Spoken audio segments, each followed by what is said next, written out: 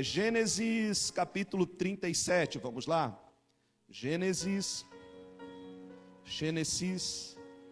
capítulo 37.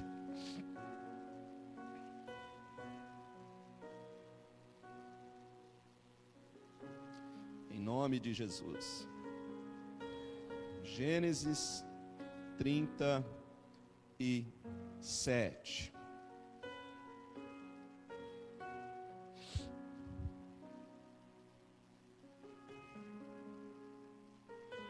Encontrou?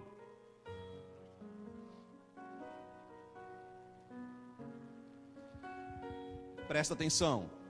Antes de pregar, deixa eu lembrar o que nós estamos vivendo aqui.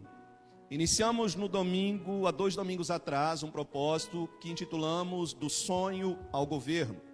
E dentro desse propósito nós estamos estudando a história de José.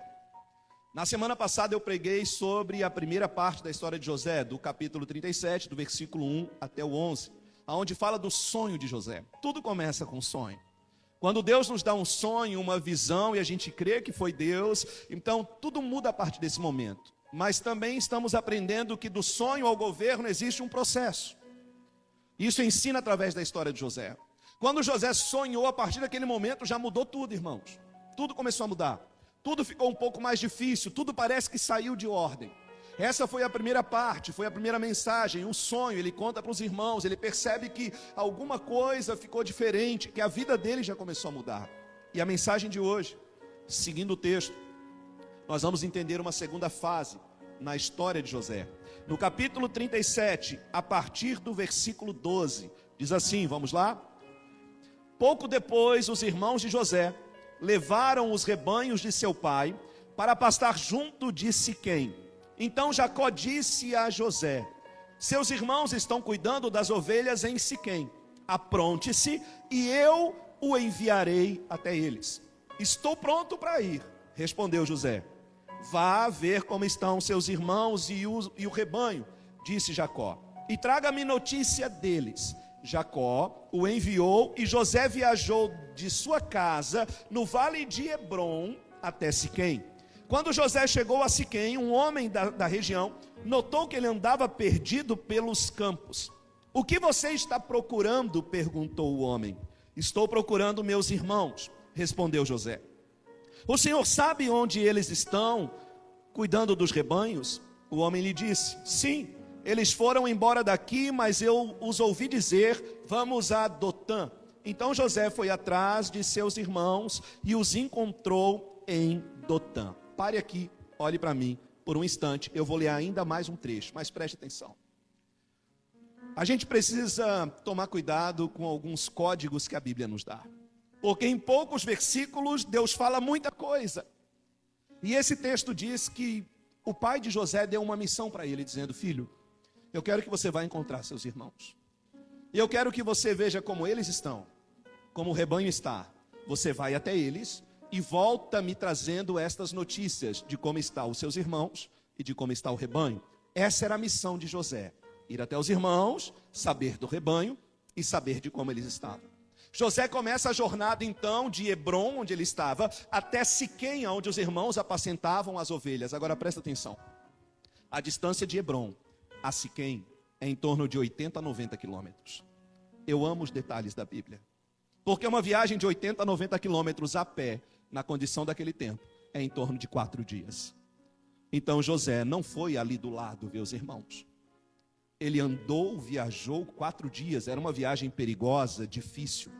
Quando ele chega em Siquém, ele começa a procurar os irmãos. Não encontra, naquele tempo não tinha WhatsApp, não tinha GPS, não tinha comunicação. E José está ali procurando os irmãos, aonde eles deveriam estar, onde era combinado eles pastorearem as ovelhas. Ele não encontra, e a Bíblia diz que um homem da região, não diz quem, não diz porquê, mas diz que aquele homem estava lá. E a Bíblia diz que o homem se aproxima de José e diz, eu vi que você está procurando alguém, você está perdido? José disse, não, eu estou procurando meus irmãos. Eles estavam pastoreando as ovelhas por aqui, eu vim ver como eles estavam, e eu não estou encontrando. Você viu eles? E aquele homem diz assim, eu vi, eles estavam por aqui. E até eu ouvi para onde eles vão, para onde eles foram para Dotã. E José disse, olha, obrigado, hein? Só que de Siquém a Dotã é mais 40 quilômetros. José viajou mais 2 dias. A gente leu, em alguns versículos, uma trajetória de praticamente 6, 7 dias de José. E um outro detalhe: quem era esse homem? Como que ele sabia dos irmãos de José? Como que no meio do nada aparece alguém que diz: eu falei com os teus irmãos, eu sei onde é que eles foram, eu sei o que eles estão fazendo. Guarda essa parte da história que eu vou voltar aqui, nesse mensageiro. José sai de Siquém e vai a Dotã. Então ele saiu de Hebrom, foi até Siquém em 4 dias. Sai de Siquém, vai a Dotã, mais ou menos mais 2 dias. E aí o texto continua, lá no versículo 18, diz assim: quando os irmãos de José o viram, o reconheceram de longe. Antes que ele se aproximasse, planejaram uma forma de matá-lo. Lá vem o sonhador, disseram uns aos outros. Vamos matá-lo e jogá-lo numa dessas cisternas. Diremos a nosso pai: um animal selvagem o devorou. Então veremos o que será dos seus sonhos. Presta atenção nisso, irmãos. Presta atenção nesse tipo de comportamento. José estava longe, ele não estava perto ainda. Ele não estava ouvindo. José estava, quem sabe, vindo de um monte. Eles numa planície, quando eles veem o José de longe, eles falam assim: ó, olha lá o sonhador, zombando do sonho de José, zombando daquilo que Deus tinha dado para ele. E eles começaram a fazer um plano dizendo: vamos matar ele. Toma cuidado com gente que fala algumas verdades brincando. Começa a perceber os sinais de Deus. Não era brincadeira. A brincadeira deles era: vamos matar ele. E dessa brincadeira saiu um vamos. E eles realmente colocaram em prática um plano maligno contra o próprio irmão. E aí o texto continua, diz assim, versículo 21. Mas quando Rúben ouviu o plano, tratou de livrar José. Não o matemos, disse ele. Por que derramar sangue? Joguem-no nesta cisterna vazia aqui no deserto e não toquemos nele. Rúben planejava resgatar José e levá-lo de volta ao pai. Para mais um pouquinho aqui. Um dos irmãos de José se chamava Rúben, um dos mais velhos. Quando eles disseram assim: vamos matar o José, ele disse: não, gente, não mata não, é nosso irmão. Não vamos fazer isso, só vamos jogar ele na cisterna. Só vamos jogar na cova. Não mata, só joga na cova. Ei, tem tanta gente que é tão cego, tão tolo. Tem tanta gente que não consegue enxergar. Não, pastor, é assim, ó. Ele me traiu, ela me traiu, mas assim é uma pessoa boa. Não mata, só joga na cova, é uma pessoa boa. Não mata, só joga no buraco, é uma pessoa boa. É isso? Você tem certeza disso? A Bíblia diz que ele planejava até ajudar o José. Planejar e não fazer não é bondade. Não, eu até queria fazer bem para você. Não, eu não tinha isso no coração. Mas você disse que era para me jogar na cova, não disse? Disse. Começa a prestar atenção nos sinais de Deus. E aí o texto continua dizendo assim, ó, versículo de número 23. Assim, quando José chegou, os irmãos lhe arrancaram a linda túnica que ele estava usando. O agarraram e o jogaram na cisterna vazia, ou seja, sem água. Mais tarde, quando se sentaram para comer, guarda essa informação. Mais tarde, quando se sentaram para comer, viram ao longe uma caravana de camelos vindo em sua direção. Era um grupo de negociantes ismaelitas que transportavam especiarias, bálsamo e mirra de Gileade para o Egito. Judá disse a seus irmãos: o que ganharemos se matarmos nosso irmão e encobrirmos o crime? Em vez de matá-lo, vamos vendê-lo aos negociantes ismaelitas. Afinal, ele é nosso irmão, sangue do nosso sangue. Seus irmãos concordaram. Pare aqui, olha para mim. O texto final diz que jogaram José na cova. Quando José chegou, tiraram a túnica, que foi motivo de muita briga, de muito ciúme. Jogaram José na cova e eles fizeram o seguinte, irmãos. Sentaram para comer. Como tem gente que é frio, né? Depois de tudo que fizeram, sentaram para comer. Enquanto eles estavam comendo, e a Bíblia traz muita representação sobre mesa, sobre comunhão, e toma cuidado com essa gente, que depois de fazer o mal para alguém, senta na mesa e come como se nada tivesse acontecido. Eles estavam lá sentados e discutindo o que iam fazer com José. Passou uma caravana de negociantes de escravos e outras especiarias. E aí essa caravana que passou, eles pensaram assim: gente, não vamos matar não, vamos vender.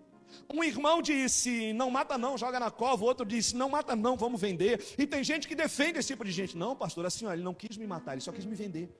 Não, pastor, ele não quis me matar, só me jogou na cova, mas é uma pessoa tão boa, né? Guarda para você. Aprende uma coisa, irmãos. Aprende a perdoar sem dar acesso.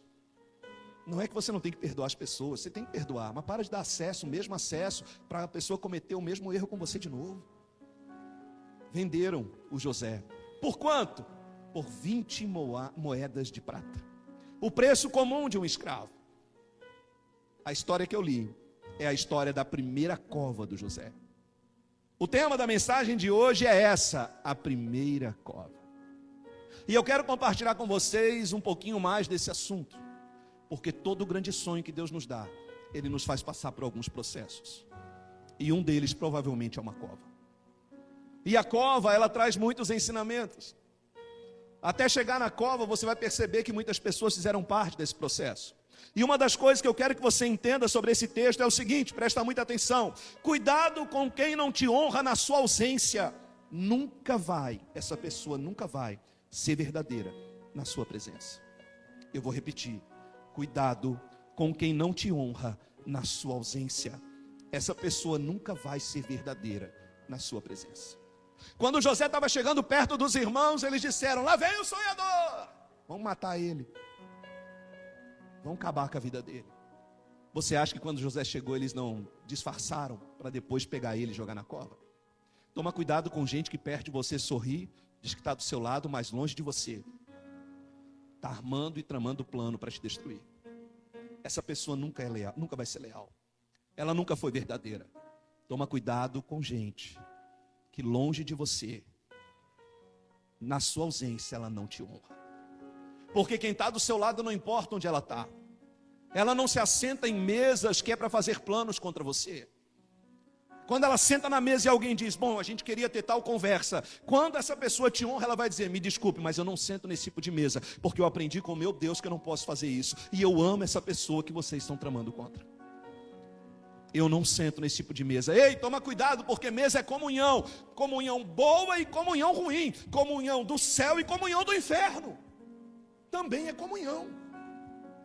Toma cuidado. Quem não te honra na sua ausência, nunca vai ser verdadeiro na sua presença. Segundo ponto importante. Deus sempre manda um mensageiro quando você se perde na missão. Sempre manda. Você lembra, e poucas pessoas observam esse homem na história do José. José sai de casa, o pai manda ele ir até Siquém. Quando ele chega em Siquém, cadê os irmãos? Não estão lá. Os irmãos não estão em Siquém. Quem que ele encontra? A Bíblia diz um homem. Não tem nome, não tem nacionalidade, não fala quem é. Irmãos, pensa comigo, raciocina, num campo aberto, qual a probabilidade de um homem ter conversado com um grupo de pastores e ter a informação da onde eles estavam, para onde eles foram, exatamente encontrar o irmão deles no caminho? Qual a probabilidade? Mínima, mínima. Quem era esse homem? Um mensageiro de Deus. Era um mensageiro de Deus. Deus sabia que se José, agora preste atenção, se José não encontra os irmãos, procura eles em Siquém e não tem informação, ele volta para casa. Se José não encontra os irmãos, ele volta para casa. Ele volta para casa e o propósito não se cumpre. Esse mensageiro tinha uma missão: informar José qual era a direção. Algumas teorias, e agora eu estou falando de teoria, teoria não está na Bíblia, é aquilo que se pensa sobre o texto, estudou sobre o texto. Eu aprendi isso até na faculdade, e eu relembrei essa semana, eu disse, Deus, essa história é extraordinária. Algumas teorias dizem que esse homem era um anjo enviado por Deus. E às vezes Deus coloca alguns anjos na nossa vida. Naquele momento que você está perdido, você está, decepcionado, você está triste, você está naquela situação que diz, poxa, eu acho que não vai dar certo. Eu vou falar de mim, teve vezes que eu pensei, Deus, eu acho que chega, Senhor. Não é para mim, eu vou ser um bom membro, quem sabe servir em algum lugar, não é para mim. Aí sabe o que Deus faz? Deus manda um mensageiro, alguém que eu não conheço, eu nunca vi, alguém que não caminha conosco, mas Deus manda só para dizer aqui, ó, continua, fica de pé, segue nessa direção. Porque se o mensageiro não aparece, José volta para casa. Por causa do mensageiro, José encontrou os irmãos. Por causa do mensageiro, José foi colocado na cova. O mensageiro foi mandado para que o propósito se cumprisse. Então, por causa do mensageiro, os irmãos de José tiraram a túnica dele. Por causa do mensageiro, José foi lançado na cova. Por causa do mensageiro, José foi vendido como escravo. Por causa do mensageiro, José foi injustiçado, enganado, manipulado e lançado no cárcere lá na frente, quando ele estava na casa do Potifar. Por causa do mensageiro, ele interpretou o sonho do faraó, e por causa daquele mensageiro, ele se tornou governador. A gente precisa entender o que Deus faz. Ele podia ter voltado para casa e ter tido uma vida simples e não ter vivido o propósito de Deus, mas por causa do mensageiro, ele continuou exatamente no caminho que Deus tinha planejado. A cova. Às vezes Deus vai colocar alguns mensageiros na nossa vida. Mas presta atenção sobre uma coisa importante sobre o mensageiro. O mensageiro não permanece. O mensageiro não foi com José, não caminhou com ele. Ele só mostrou a direção. Eu lembro de pessoas que apareceram na nossa vida só para nos mostrar a direção. Eu lembro uma vez que a gente estava aqui, eu pregando, entrou uma pessoa pela porta. A Jana até falou assim, amor, ela era peruana, ela se apresentou. Ela entrou no meio do culto só para dar um recado de Deus, para mais nada. A gente estava passando um momento meio de opressão, dificuldade. Ela entrou e disse para minha esposa, olha, continua, permanece. Deus tem um propósito nesse lugar, Ele vai fazer assim, assim, assim. Tem coisas que eu não vou falar agora, porque senão parece prepotência. Ela falou um monte de coisa e saiu e foi embora. Nunca mais vimos essa mulher. Não sei nem se ela mora aqui. Não sei quem era, mas era um mensageiro. As coisas que aconteceram depois que ela passou aqui, eu queria encontrar ela de novo, para dizer, por que você não avisou? Que ia ter cova, ia ter injustiça, ia ter traição, ia ter tudo isso. O recado dela não era esse. O recado dela, do mensageiro, era só obedecer a Deus. O mensageiro não vem falar o que você quer. O mensageiro vem falar o que Deus quer. É isso que o mensageiro faz. Essa é a missão do mensageiro. Este homem que não tem nome, que aparece às vezes até despercebido na história de José, era importantíssimo. Lembre-se dos mensageiros que Deus colocou na sua vida. Quem sabe um dia que você estava de carro, um dia no ônibus, um dia na rua, você nem percebeu, era um mensageiro de Deus. E agora com essa palavra, você ouvindo, Deus está mostrando e dizendo, está vendo, filho, eu sempre cuidei de você, eu sempre estive com você, eu sempre estive do seu lado e eu sempre estou direcionando você. Nem que seja para a cova, que vai te levar à injustiça, que vai te levar a ser enganado, manipulado, mas vai te levar ao governo. É o caminho do governo. É o caminho do governo. A gente precisa entender que tudo é Deus, ou nada é Deus. Eu prefiro acreditar que tudo é Deus. Tudo é Deus, irmãos. Deu errado, foi Deus. Eu não consegui, foi Deus. Não funcionou, foi Deus. Tudo é Deus. Preste atenção no que eu vou falar. Na boca do invejoso, o seu sonho é uma loucura. Na boca de Deus, o teu sonho é uma promessa. Na boca dos irmãos de José, era zombaria, era ódio, era engano. Eles queriam matar José, matar o sonho. Na boca de Deus era uma promessa. Teus irmãos vão se prostrar diante de você. Deus disse até o teu pai vai se prostrar diante de você. Deus disse, pastor, não com palavras, mas através do sonho. O teu sonho, na boca de muita gente que você não deveria nem conversar, é igual a pá na mão de um coveiro. Ele vai dizer, não dá certo. Você não vai conseguir. Imagina, é difícil, fulano tentou, o outro também. Você não precisa. Sabe qual é o ápice da inveja? É quando Deus te dá um sonho e você diz, eu vou viver isso. A pessoa diz, mas você nem precisa. Para que você vai viver? E a gente pensa que isso é sentimento bom. Que aquela pessoa está dizendo, nossa, ela está dizendo que eu já sou uma pessoa feliz ou estou bem. Não, ela não quer que você avance. Ela não quer que você progrida. Quem olha para você e diz assim, ó, já está bom, imagina, você não precisa. Se você contar para mim o seu sonho, eu vou dizer, você precisa. E vai dar certo. E Deus está contigo, não desiste não. Às vezes tem uns irmãos que vêm contar um sonho cabeludo, que o meu eu natural começa a pensar, Jesus é loucura. Mas eu começo a lembrar do que eu não sou mais natural. E aquela voz diz, filho, apoia, porque esse sonho é meu. E aí eu começo a dizer, cara, que sonho legal. Vamos orar por isso. Deus vai te capacitar. Por quê? Porque o teu sonho na boca do invejoso é loucura. O teu sonho na boca de Deus é promessa. Guarda isso no teu coração.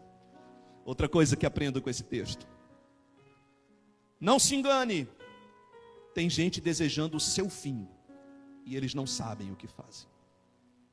Não se engane, não se iluda.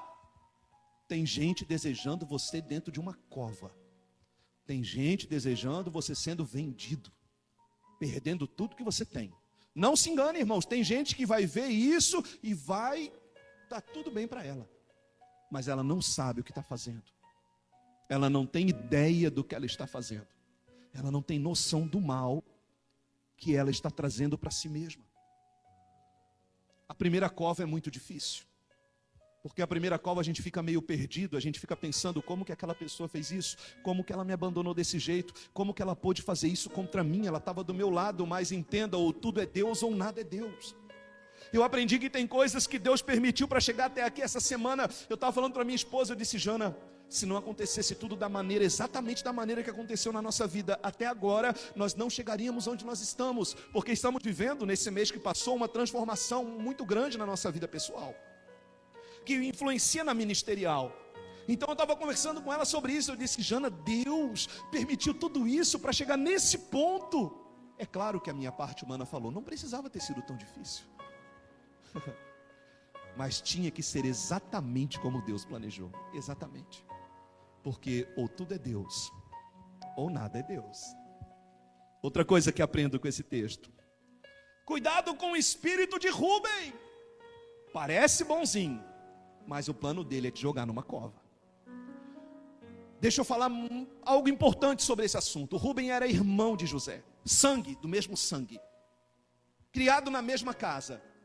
Quando ele chegou perto, José, dos irmãos, Rúben teve um sentimento diferente. Agora presta atenção, porque quem sabe tem Rúben perto de você, pessoas como Rúben.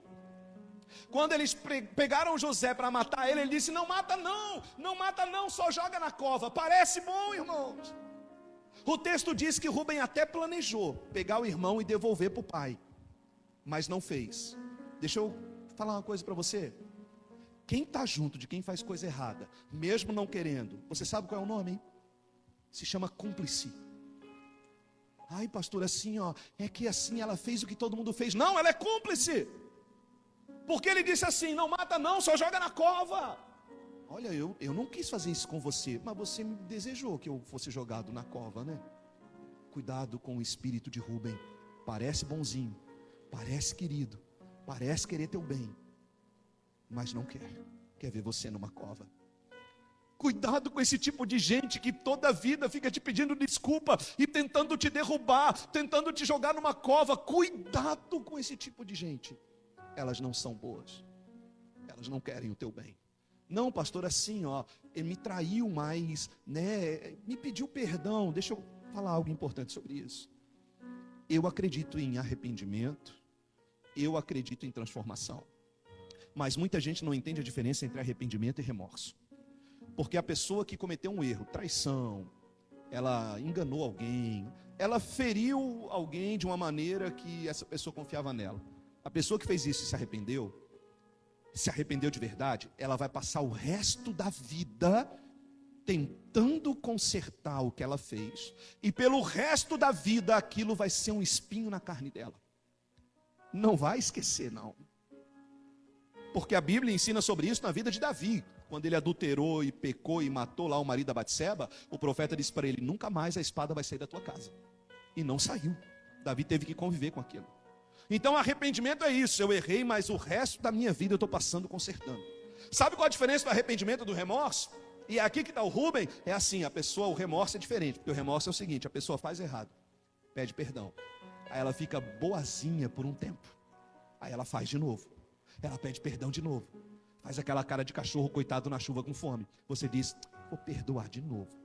Aí você perdoa, fica bonzinha mais um tempo, aí ela faz de novo, porque na verdade ela sabe já controlar suas emoções, ela sabe controlar você, ela sabe te convencer. Então ela erra, pede perdão e faz de novo, ela erra, pede perdão e faz de novo. Isso não é arrependimento, isso é remorso. É um ciclo vicioso, é um Rúben na sua vida. Cuidado com essa gente que diz assim: não, eu não quero o teu mal, eu só quero te jogar na cova. É só uma covinha. Toma cuidado com esse tipo de gente. Começa a orar a Deus para Ele começar a te mostrar algumas verdades. Outra coisa que aprendo com esse texto: tem gente que não sente nada vendo você na cova. Sabe o que o texto diz? Você lembra? O texto diz que depois que eles jogaram José na cova, o que eles foram fazer, irmãos? Eles sentaram para comer. Depois que eles jogaram José na cova, eles foram comer. Presta atenção nisso.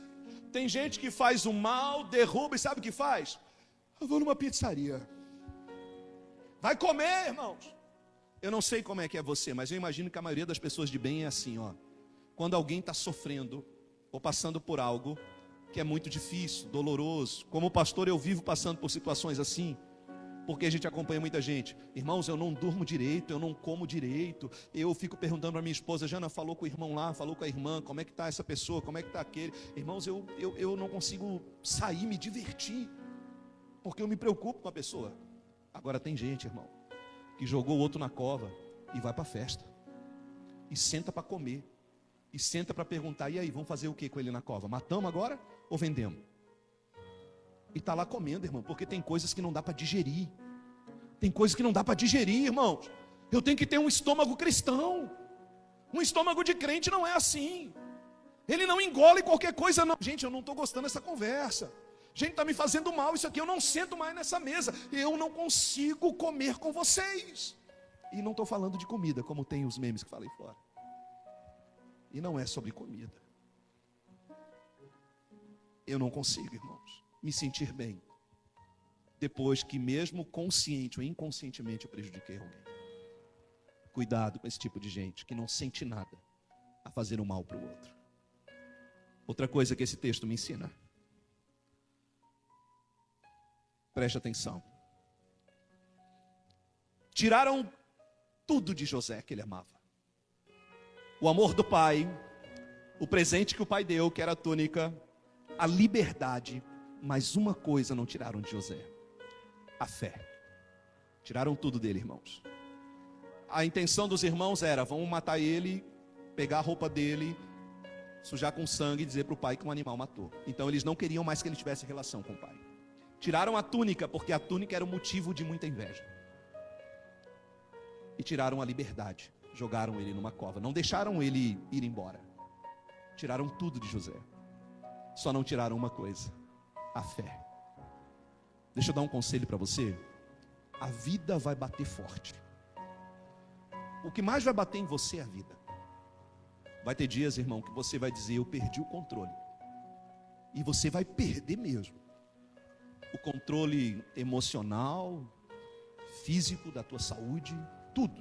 Tem horas que parece que a gente perde o controle de tudo. Sabe que você não pode perder a sua fé. Você não pode perder a sua fé. Eu já pensei em não pastorear mais, mas nunca pensei em deixar de ser cristão. Porque hoje eu vejo muita gente, muitos. A gente está passando ao vivo aqui hoje. Eu vejo muita gente que ontem era pastor, ontem era ministro de louvor, ontem era profeta, era evangelista, e hoje sabe o que faz da vida? Criou uma página na internet para criticar a igreja, para falar mal de pastor, para dizer que todo mundo está errado, só ele é o certo. Ele esqueceu tudo que ele viveu na graça de Deus. É uma pessoa amargurada, ferida, ela precisa de oração, é claro. Perca tudo, irmãos, mas não perca a sua fé.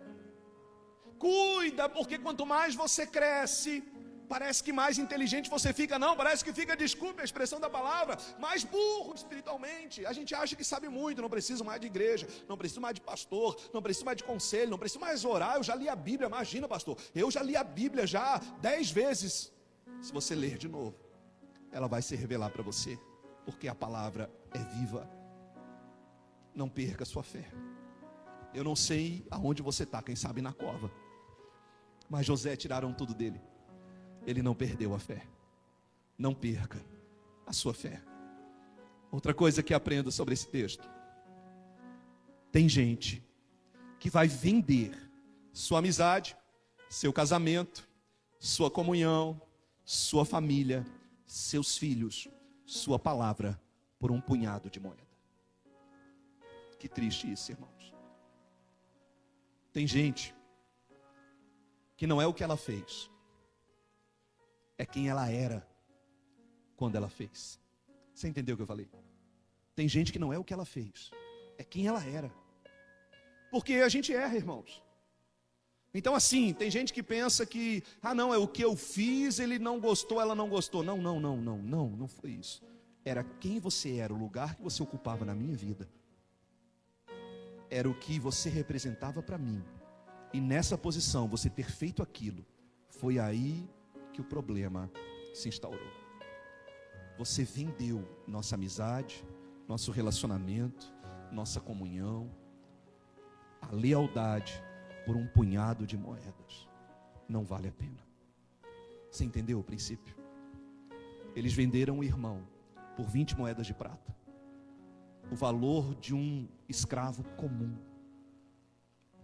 Tem gente se vendendo por nada, e está vendendo aquilo que pode depois, quando se arrepender, querer dar tudo que tem para restaurar, não vai conseguir mais. Vendeu por pouco, presta atenção, não dá para comprar por muito. Forte isso, né? Vendeu por um punhado de moedas. E se pegar tudo que tem hoje e dizer, eu daria tudo para ter de volta o que eu perdi, não dá mais. Você perdeu a chance. Você escolheu jogar alguém na cova. A gente precisa prestar atenção nos sinais de Deus, naquilo que Deus está mostrando para a gente, naquilo que Deus quer nos ensinar.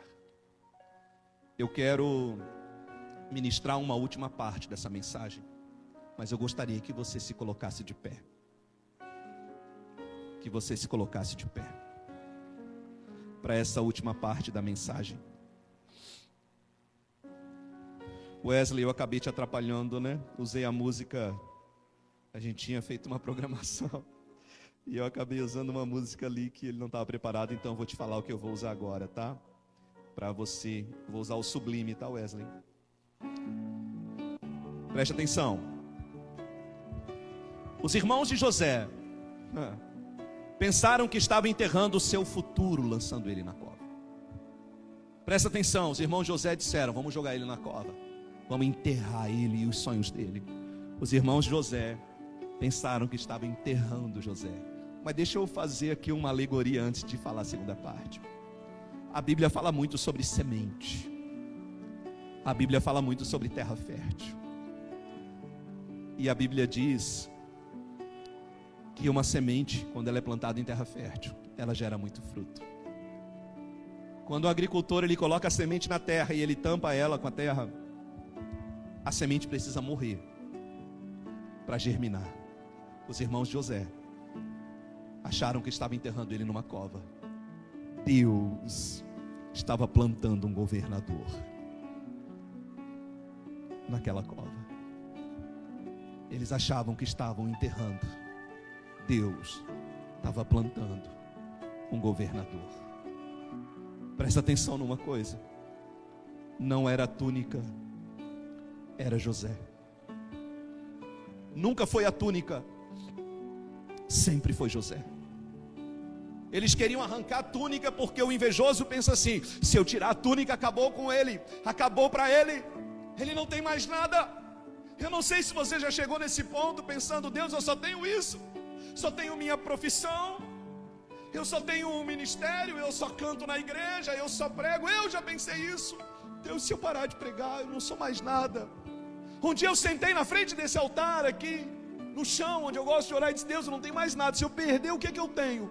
E eu ouvi essa voz no meu coração dizendo: filho, não é o microfone, não é o altar, não é a pregação, eu tenho um propósito com você. Não era a túnica, era José. Tiraram a túnica, jogaram numa cova. Ele foi injustiçado, ele foi enganado, foi para a casa do Potifar. Passaram por cima dele, atropelaram José, botaram ele no cárcere. Ele se tornou o gerente do cárcere. Lá ele interpretou sonhos e foi abandonado de novo, foi deixado para trás de novo. Mas um dia ele interpretou o sonho do faraó, porque não era a túnica, foi com José. eu entendi que Deus não tem uma aliança com o meu ministério. Ele não tem uma aliança com o microfone que eu seguro. Ele tem um propósito comigo. Eu entendi que Ele tem um propósito com a minha esposa. E Ele nos uniu. Ei, Deus não tem um propósito com os seus bens. Deus não tem um propósito com o teu trabalho. Deus não tem um propósito com a tua faculdade. Deus tem um propósito com você. A gente precisa entender isso. Vão me jogar numa cova, não tem problema. Eles vão pensar que estão te enterrando. Na verdade, Deus está plantando um governador, um pastor, um empresário, um pai, uma mãe, porque vai germinar. Como é bom entender a vontade de Deus. Não era a túnica. A túnica colorida era José. Escute. A cova não era um túmulo, era uma porta. A cova era a porta para o governo. Às vezes, no pior dia da nossa vida, começa o maior propósito da nossa história. Guarda isso. Às vezes, no pior dia, você está lá chorando, desesperado. Deus lá em cima está assim, ó. Você não tem ideia do capítulo que eu estou escrevendo. O pior dia da sua vida pode estar iniciando, revelando a maior história que você vai viver. Porque a cova não era um túmulo, era uma porta. Mas é tão difícil passar por ela. É tão difícil. Às vezes, Deus precisa tirar tudo ao nosso redor. Tudo, irmãos. Sabe por quê? Para a glória ser só dele. Às vezes, se o Jacó estivesse andando com o José, presta atenção nisso. Você vai ler muito na Bíblia, principalmente em Salmos. O Deus, você vai ver os salmistas falando assim, ó.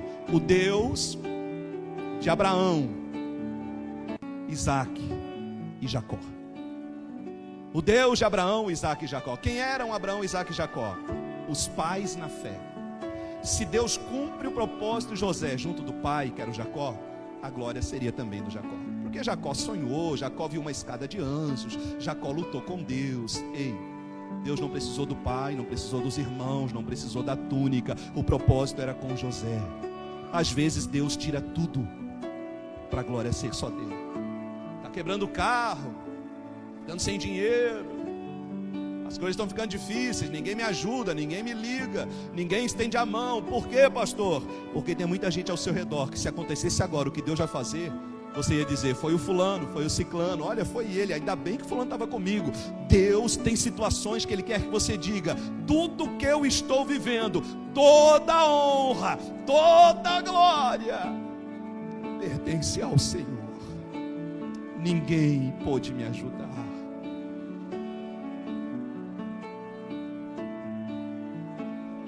As covas mais fundas te preparam para os maiores sonhos.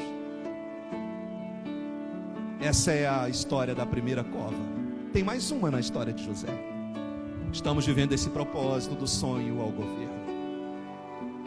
Deus vai nos mostrar o caminho. Deus está preparando você para que você entenda que quando Deus revela alguma coisa, quando Ele mostra alguma coisa, Ele não vai mostrar o processo. Prepara teu coração, porque as covas mais fundas te preparam para os maiores sonhos. E eu creio nisso. Tem sonhos que Deus te deu que você não tem ideia do processo que você vai ter que passar, mas o final dele é o governo. É isso que importa, o final dele é o governo. Não perca a sua fé. Não perca a sua fé. A cova não é o fim, ela é uma porta. Vamos adorar a Deus. Vamos preparar o coração. Vamos fazer dessa canção a nossa oração a Ele. Aleluia. Quem é como Tu, Jesus? não há ninguém além de ti, que é manso e humilde assim. Não há ninguém igual a ti.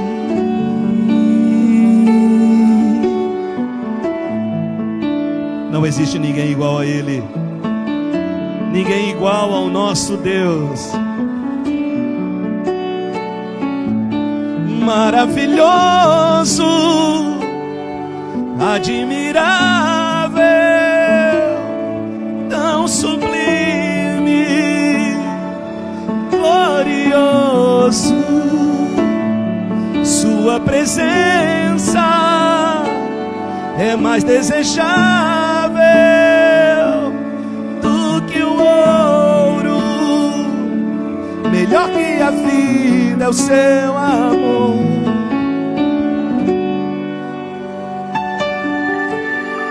Quem é como tu, Jesus?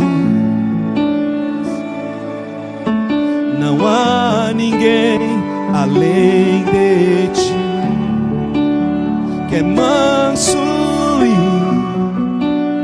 humilde assim.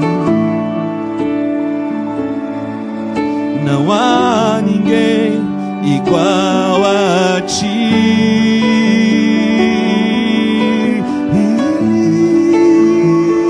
Não existe ninguém igual ao nosso Deus. Poderoso, grande, maravilhoso,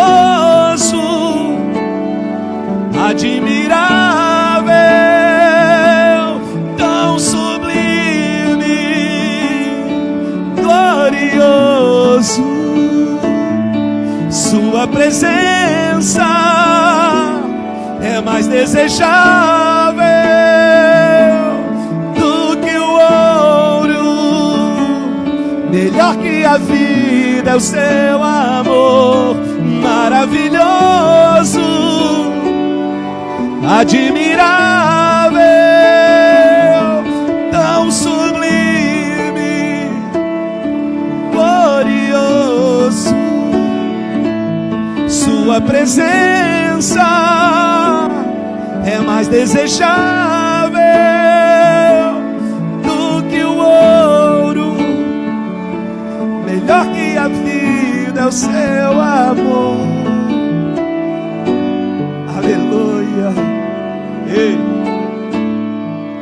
eu não sei onde é que você está hoje, mas eu oro nessa noite que Deus te dê sonhos, que Ele te revele o que ainda vai acontecer na sua vida, que Ele te lembre de sonhos que ainda não se cumpriram, e que você possa se lembrar que entre o sonho e a realização existe um processo. Pode ter covas, mas lembre-se, a cova não é uma sentença de morte, não é um túmulo, a cova é uma porta. Não importa quem te jogou nela, podem tirar a tua túnica, podem tirar da tua mão os instrumentos, podem tirar teus recursos, podem tirar a tua proteção. José perdeu a proteção do pai, mas eles não podem tirar de você o propósito que Deus tem, porque não é com as coisas, é com você que Ele tem um propósito. Deus tem um propósito com você. Não era a túnica, era José. Que Deus te dê sonhos, que Deus te revele aquilo que Ele vai fazer, que Deus coloque mensageiros na sua vida para te direcionar, para te trazer de volta para a rota, de volta para a presença, que você possa voltar para o caminho, mesmo que esse caminho ele tenha desafios, ele tenha dificuldades, ele tenha lutas, mesmo que nesse caminho você seja abandonado, traído, injustiçado, mas permaneça no propósito, porque lá na frente você vai encontrar o governo da sua vida. Você vai encontrar o governo da sua vida. Aleluia. Creia. Os irmãos de José acharam que estava enterrando ele. Deus estava plantando um governador. Você já parou para pensar o que Deus está esperando de você? Tudo que você está passando, tudo que está vivendo, você já parou para pensar? Para imaginar, você consegue imaginar o que Deus pode fazer amanhã? Então a partir de hoje faz uma aliança com Deus, de não perder a sua fé, de não retroceder, de continuar acreditando, não importa o que as pessoas façam, não importa o que elas façam, não importa quantos saiam da sua vida, não importa quantos te abandonem, não importa quantos esqueçam de você. Faça uma aliança com Deus. Eu não vou perder a minha fé, porque eu sei que Deus tem uma aliança comigo. Creia nisso e declare isso. Eu sei que não é com aquilo que eu tenho, não é com aquilo que eu construí, é comigo. Deus tem uma aliança comigo. Nada vai impedir o propósito do Senhor de se cumprir. Nada. Nada vai impedir o propósito do Senhor de se cumprir. Nada. Aleluia. Aleluia. Vamos adorar a Deus. Aleluia. Ah, como espero o dia em que verei a face do meu amado. Ah, como espero o dia em que a alegria enfim será completa. Ah, como espero o dia em que verei a face do meu amado. Ah, como espero o dia em que a alegria enfim será completa. Cante, cante. Maravilhoso, admirável,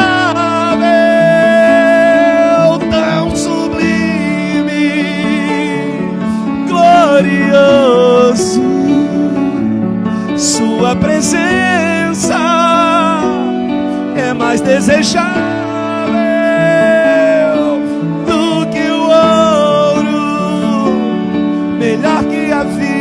é o seu amor. Ah, como espero o dia, que lindo, em que verei a face do meu amado. Ah, como espero o dia em que a alegria enfim será completa. Ah, como espero o dia em que verei a face do meu amado. Ah, como espero o dia em que a alegria enfim. Levante as mãos, levante as mãos. Maravilhoso, admirável, tão sublime, glorioso. Sua presença é mais desejável do que o ouro, melhor que a vida é o seu amor. Para terminar, a cova é solitária. O governo vai ter muita gente do seu lado. Só que a única coisa que nos prepara para o governo é a cova. Tem pessoas que, se Deus colocar ela direto no governo, presta atenção, ela vai dar acesso para as pessoas erradas. Quando José encontrou os irmãos lá na frente, ele perdoou os irmãos. O texto diz que ele trouxe os irmãos para a sua casa. Nós não chegamos lá ainda, mas essa parte é importante. E a Bíblia diz que os irmãos de José comeram numa sala e José comeu em outra. Porque agora José perdoou, mas não deu mais acesso. Agora ele não era mais um menino, agora ele era um governador. A cova não é um túmulo, é uma porta. A cova é solitária. Pouca gente vai estar perto de você. Mas o governo, muita gente vai querer estar perto. E aí, você vai ter que escolher para quem tem que dar acesso. Nós precisamos entender isso, que do sonho ao governo existe um processo.